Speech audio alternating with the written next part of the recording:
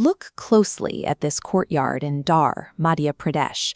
It is one of the most heavily guarded, fiercely debated historical sites in India, the Bhojshala complex. For generations, two completely opposing narratives have collided at these gates. One community claims this structure as the Kamal Maula Mosque.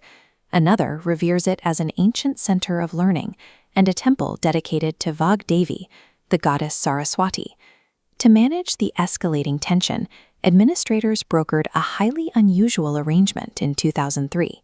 Hindus were granted access to worship on Tuesdays, while Muslims offered namaz on Fridays. That political bandage created a historical vacuum. It trapped the entire complex in a modern debate over who gets to pray when, while the physical evidence of what the building actually was remained largely unexamined. To resolve the dispute, investigators realized they had to step away from modern politics and ask a physical question. What was this structure built to do? The courts stepped in and handed the site over to the Archaeological Survey of India. Their mandate was strict: bypass the religious tension and conduct a rigorous scientific survey of the premises. 11th century records describe how King Bhoj used his wealth to establish Dhar as a primary destination for scholars of grammar, astronomy, and the arts. If King Bhoj truly constructed a massive university here, the forensic evidence, the foundations, the carved stones, and the documents would still be sitting right under the surface. The archaeologists started with the structural skeleton of the complex. They cataloged the entire site, mapping out exactly 106 distinct pillars and 82 structural columns. Examining those columns closely, they documented very specific iconography. The architectural motifs clearly depicted figures like Ganesh, Brahma, and Narasimha, but many of these figures were damaged.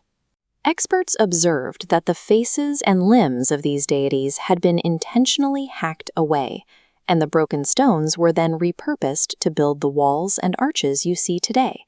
Digging further, the survey recovered these ancient stone sculptures from the site.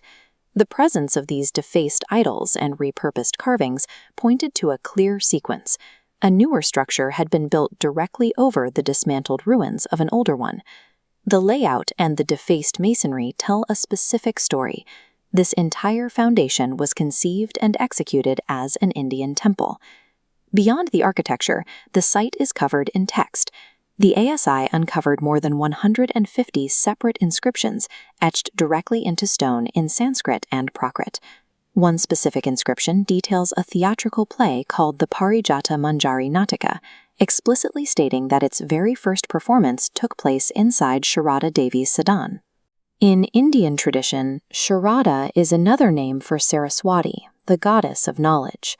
A Sadan denotes a dedicated center of learning, linking the site's physical stones directly to the goddess. Researchers then analyzed the western pillars, where they found the Nagkarnika inscriptions.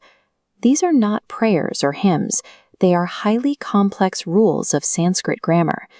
Imagine an 11th century student standing by these pillars, carving advanced linguistic formulas into the rock to memorize them. You do not carve dense grammatical syntax into the walls of a standard place of worship.